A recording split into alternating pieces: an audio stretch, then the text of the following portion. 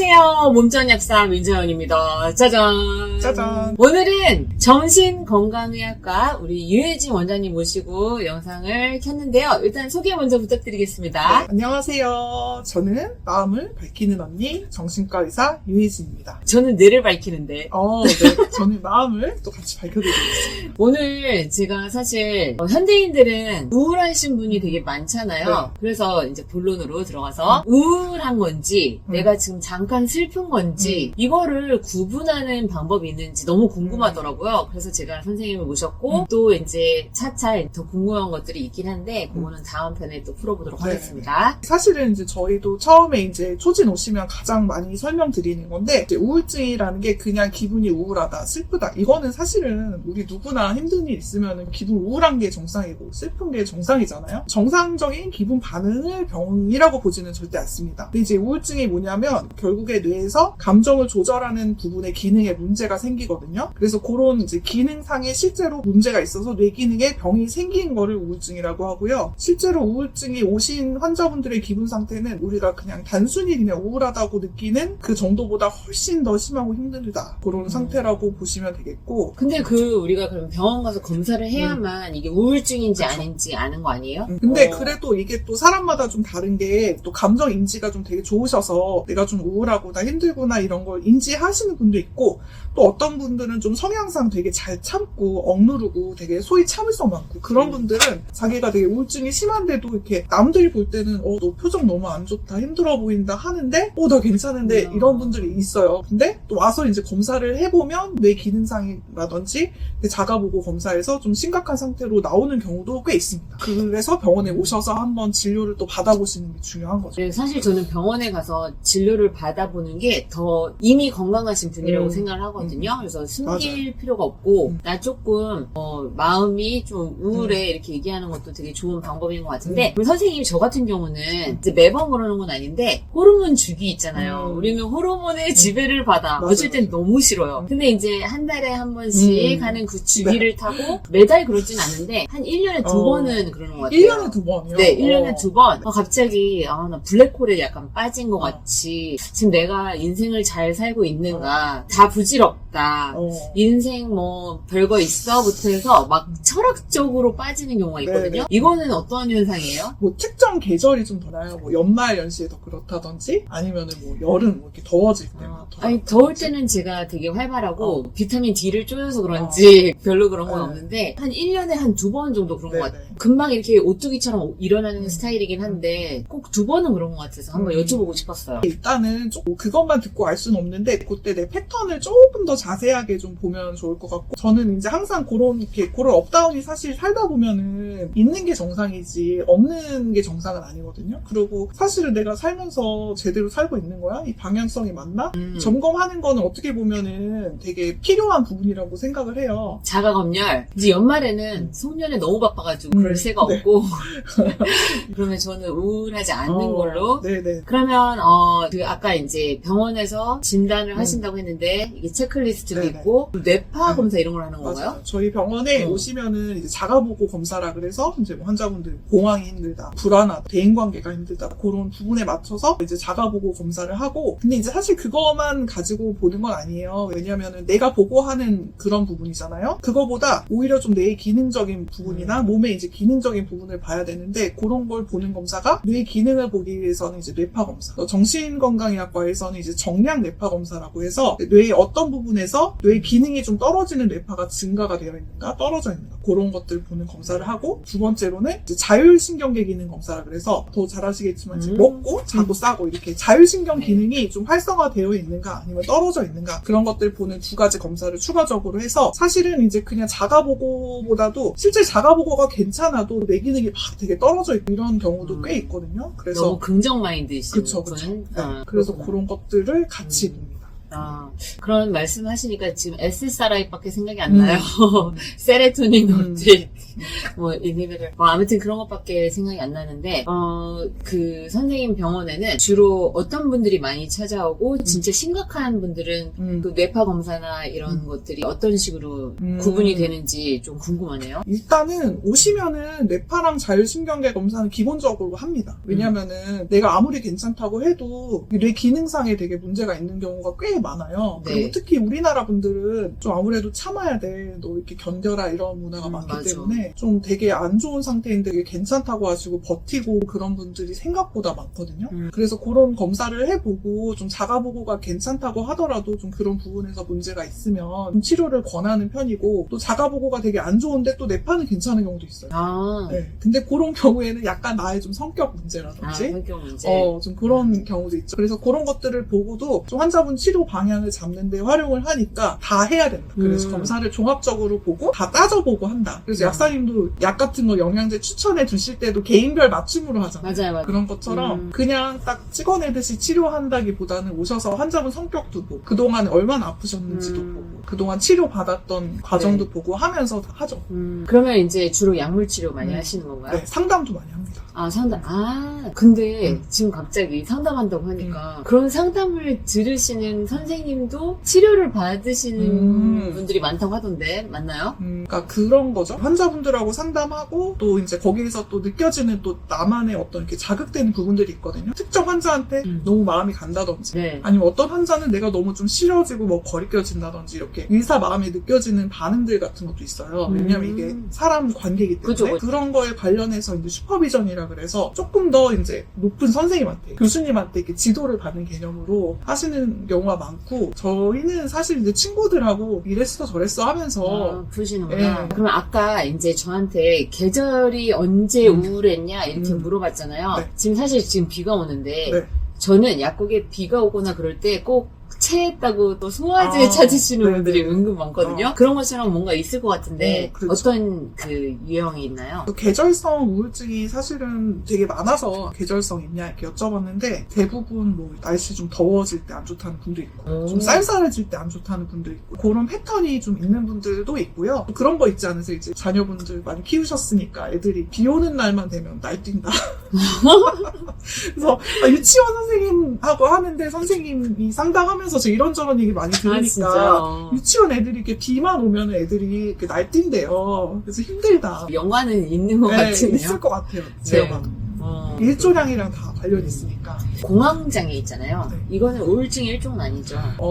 그거를 되게 이제 헷갈려 하시는 분들이 많은데, 사실은 이제 조금 제가 보면서 약간 항상 환자분들한테도 많이 하는 얘기가, TV에 나와서 연예인들이 막 공황 왔다. 뭐 이런 그러니까 식으로. 공황장애 많아요. 근데 그게 이제 딱 퓨어한 공황장애만 있는 경우는 사실은 거의 없고요. 이 공황장애를 좀 어떤 개념으로 보셔야 되냐면, 우울증이라든지, 뭐 불안장애라든지 어떤 정신건강의학과적인 질환이 너무 심해졌을 때 약간 발작처럼 확확 터져 나오는 게 공황 발작이거든요.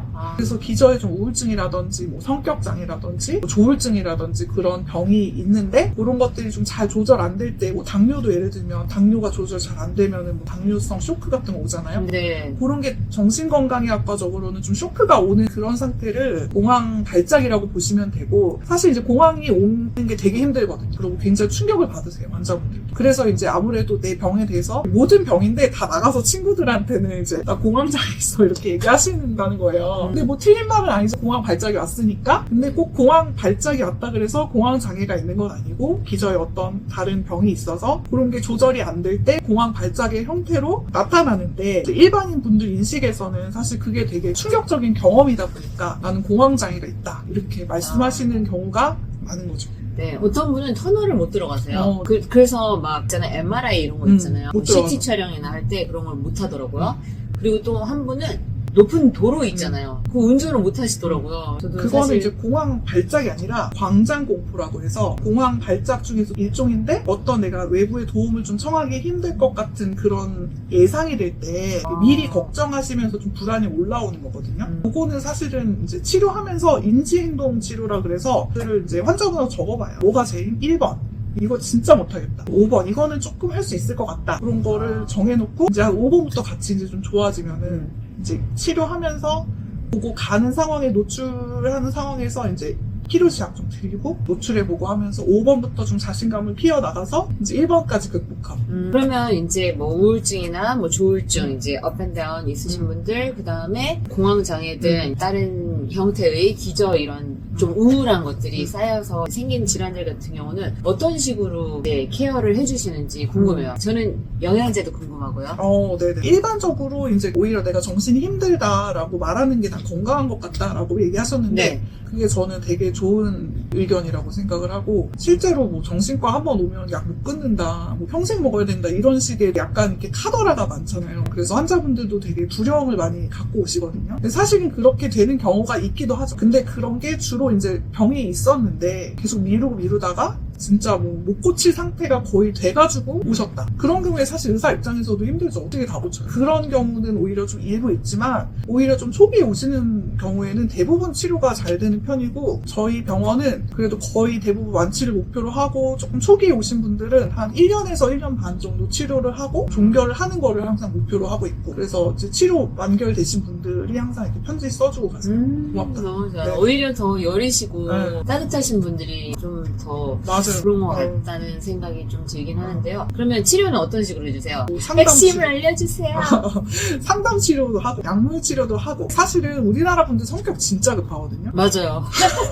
빨리 고쳐달라고. 저도 지금 빨리 알려주세요. 그래서 사실 빨리 좋아지려면은 그냥 상담만으로는 사실 어렵고요. 약물 치료랑 상담이랑 같이 병행하는 게 되게 빠르죠. 왜냐면은 그냥 상담이나 생활습관 교정만으로 하면은 좀 오래 걸리거든요. 아무래도 약이 또 약인 이유가 있잖아요. 그래서 좀 우리나라 분들은 같이 병행해서 하는 게 치료 결과는 제일 좋은 편이라고 생각을 하시면 되겠고 약을 맞추는 건 이제 처음에 상담하고 진료 보면서 그분 체질이나 과거 병력에 맞춰서 처방을 하고 또 조금 이제 상담적인 부분에서 좀 더 깊이 있게 원하시는 분들 특히 저는 좀 젊은 친구들은 주로 이제 심리검사를 많이 하게 하고, 그래서 심리검사 가지고 또 상담. 그래서 나의 좀 개인적인 특성, 성격적인 특성, 뭐 방어 기제 이런 것들 가지고 상담하면은 조금 상담하면서 의사가 이것저것, 우리나라 분들 성격이 급하잖아요. 그러니까 조금 처음부터 핵심에 좀 다가가기가 좋죠. 혹시 MBTI도 사용하세요? MBTI는 사실은 정신건강의학과 전문의들 좀 좋아하지는 않는 편인데 그쵸, 별로 안 좋아하실 저는 것 좋아합니다. 같아서. 그럼 어떤 성격 검사 이용하세요? 저희는 뭐 그 MMPI라 그래서 미네소타 다면적 인성 검사, 그리고 TCI라 그래서 그 기질 및 성격 검사 그런 거랑 뭐 이화 방어 기제 검사, 또 최근에 도입한 게 아이징크 성격 검사. 저희 병원에 되게 실력 있으신 정신과 선생님들 많으셔서 가르침도 받고 선생님 이거 좋다 도입하자고 하면 같이 도입해서 검사하고 또 같이 배우고 하면서 같이 발전을 하려고 노력하고 있습니다. 그리고 환자분들의 추이 있잖아요. 네. 이전보다 엄청 많아지지 않았나요? 진짜 그때요? 많죠. 많이 오고 계시고 네. 그리고 특히 코로나 때 네. 코로나 때 진짜 많이 오셨어요. 그리고 또 자영업 하시는 분들 진짜 힘들었잖아요. 맞아. 진짜 너무 좀, 힘든 시기를 겪었는데, 지금이 더 힘든 것 같아서. 제일 많이 사용하는 성분 물어봐도 돼요? 약 성분? 약 성분이요? 뭐 아까 말씀하셨다시피 사실은 이제 항우울제 중에 제일 대표적인 게 SSRI고 그 중에서 그냥 제일 무난하게 쓰는 약이 이제 렉사프로. 유명한 약이죠. 많이 쓰고 계시는 거구나. 제일 무난하죠. 어린 친구들도 많이 오나요? 어린 친구들이 진짜 많이 오고요. 코로나 때 초등학생 이랬던 애들이 이제 그때 이제 겪어야 되는 이제 성장 과업들이 있는데 뭐 친구 관계 트러블이라든지 엄마와의 관계, 선생님과의 관계 이런 게 좀 발달이 안 되다 보니까 그때는 그냥 지나갔는데 중고등학교가 되니까 걔네끼리 트러블이 너무 많이 생겨요. 뭔지 알겠어요. 네. 그리고 또 집에서 수업을 했잖아요. 뭐 줌 수업하고 맞아. 뭐 해서 교우관계 이런 것들이 형성이 안 돼서 더 그랬던 것도 있는 것 같네요. 자, 그럼 영양제는요? 선생님? 네. 영양제도 그래서 많이 이제 저도 나름대로 권하는 게 있는데 또 이제 영양제 약간 부정적인 선생님들도 많고 또 긍정적인 분들도 많은데 저는 일단은 좀 긍정적인 편인 것 같고 또 이제 우울증이 오다 보면 우울증의 증상 자체가 이제 안 먹고 못 자고, 못 사고, 못 돌아다니고 좀 그러다 보니까 신진대사가 전반적으로 좀 저하되는 경우가 많거든요. 또 우리나라 분들 성격 급하잖아요. 빨리 낫고 싶다. 이런 분들 진짜 많아요. 얼마 만에 나을 수 있어요? 언제부터 빨리 나와서 여행 갈 수 있어요? 좀 좋아지기 시작하면 자꾸 돌아다니고 싶어 해요. 그래서 빨리 좋아지고 싶다 이렇게 얘기를 하면 사실은 뭐 이렇게 왕도는 없어요. 그래도 조금 더 도움을 받기 위해서는 세 가지 네. 정도 추천을 세 가지. 하는데 첫 번째는 비타민 B, 두 번째는 비타민 C, 세 번째는 철분제. 세 가지는 좀 오전에 드시자 이렇게 말씀드리는데요. 그래서 비타민 B는 아무래도 뇌 자체에 좀 좋은 영양이니까 좀 네. 있으면 좋은 거고, 그리고 또 햇볕 안 보고 우울증이 있는 동안에 사실은 밥도 잘 안 먹고 하다 보니까 영양 실조가 있는 분들 많아요. 그래서 그런 전반적인 건강이나 신진대사 향상을 위해서 좋고, 또 이제 철분제는 특별히 좀 추천드리는 이유가 또 여자분들이 많거든요, 우울증이. 그래서 여자가 조금 더 많아요, 남자보다. 네. 그리고 여자분들은 또 우리나라 특성상 햇볕도 또 잘 안 보지, 그리고 뭐 생리하지 뭐 이러면서 이게 철결핍이 있는 경우가 되게 많고, 또 이제 철결핍이 있으면 이 철분이 그냥 뭐 조혈작용만 하는 게 아니라 뇌 호르몬에서, 예를 들어서 세로토닌, 우리 정신과 약이 뭐냐면 뇌에서 세로토닌 분비를 활성화시켜주는 약이거든요. 근데 이 세로토닌이 그냥 나오는 게 아니고 그 트립토판이라는 아미노산에서 이제 세로토닌으로 전환이 되는데, 그 전환이 되는 과정에 이제 철분이 조효소로 들어가요. 그래서 철분이 좀 충분히 있으면 이게 전환이 더 잘 되거든요. 그래서 이 약이 이제 세로토닌 분비시켜주는 약인데, 이제 기본적으로 저장되어 있는 세로토닌 양이 적으면 이제 약발이 좀 덜 받겠죠. 그래서 그거를 좀 먹어주면 약발이 조금 더 잘 받는다, 그런 개념에서 그걸 먹는다고 나아지는 건 아니지만 조금 네. 더 약발이 잘 받으려면 같이 하시면 좋다. 저는 이제 트립토판에서 세로토닌, 그 다음에 멜라토닌 되잖아요. 그래서 멜라토닌을 추천하실 줄 알았는데, 오히려 이제 트립토판에서 세로토닌이라는 행복 호르몬에 도움이 되는 조효소라고 해야 되나요? 도움을 주는 역할을 하는 철분을 추천을 하셨네요. 사실 철분이 부족했을 때도 다이어트가 안 되고, 철분이 부족해도 머리가 빠지고, 모발도 가늘어지고 이런 역할도 하는 데다가 우리 혈액의 질을 좋게 해주잖아요. 맞아요. 그래서 이제 보통 저는 남녀노소 그리고 약사님들이 아이들 철분 엄청 먹여요. 아, 그래요? 네. 저도 엄청 먹이는데 저도 먹고. 그러니까 네. 그 보통은 철분을 먹이는 거를 되게 의아해 하시더라고요. 근데 철분을 먹여야 성장에도 좋거든요. 맞습니다. 그래서 약간 드셔보시면 조금 예민한 게 살짝 준다, 그런 거 느끼실 거예요. 그리고 생리하는 여성은 저는 기본으로 먹어야 된다고 맞아요. 생각하거든요. 저 아까도 철분제 털어먹고 왔는데 네. 저는 분말로 먹거든요. 아, 네. 근데 갑자기 약간 예상하지 못했던 어. 철분을 얘기해 주셔서 저도 살짝 네. 깜놀했어요, 깜놀. 이제 공황장애 있으신 분들은 CBD를 드신다고 하더라고요. 그 대마 종자유라고 할까요? 아, 네. 그걸 드신다고 하는데 그거는 뭐 어떻게 생각하세요? 뇌가 사실은 지방 덩어리거든요. 그래서 우리가 좋은 지방을 먹는 것 자체가 이제 뇌 건강에 도움이 돼요. 그래서 CBD도 이제 좋기도 하고, 그래서 저도 이제 있긴 있는데, 그것도 괜찮은데, 저는 이제 아이를 기르는 입장이다 보니까 저희 아이들한테는 MCT 오일. 아, MCT 네. 오일 좋죠. 사실 좋은 지방을 드시는 게 아주 중요해요. 그렇죠. 저도 그래서 엑스트라 버진 올리브 오일, 아보카도유, MCT 그러니까. 오일, 코코넛 네. 오일, 그다음에 목초 먹은 아. 소의 버터, 네네. gh버터 맞아요, 이런 맞아요. 거 되게 좋아하거든요. 또 좋은 지방을 섭취해야지 일단 뇌의 기본 건강이 좀 갖춰진다 보면 되고, 저는 항상 애들 아침 먹인 다음에 올리브 오일 한 스푼 주고 MCT 한 스푼 주고. 그리고 저 하나 더 있어요. 사실 저는 플라즈마 로겐이라고 아. 인지질의 일종인데 뇌에 많이 있어요. 네. 한 18에서 20트? 근데 이게 아이들 자폐나 ADHD인 친구들의 그 레벨이 낮다라고 하더라고요. 플라즈마 로겐이. 네네. 그러니까 이제 플라즈마 로겐이 뇌의 그 염증, 인플라메이션이랑 그렇죠. 그 염증을 이렇게 잡아먹는 스카벤저 역할을 하는 거예요. 이게 좀 일본에서 많이 연구가 됐는데 이제 그러다 보니까 농도가 떨어져 있는데 이제 보충을 하면 도움이 되더라, 이런 얘기도 네네. 최근에 이제 30년 동안 연구하신 박사님한테 이제 들었는데 너무 흥미로워가지고 이제 그랬었습니다. 아무튼 좋은 지방은 몸을 건강하게 하고 해피하게 한다라는 또 생각이 들기는 하는데, 네, 오늘 일단 우울증 관련된 전반적인 거는 여기서 마치고요. 다음 편에서 만나요. 좋아요, 구독.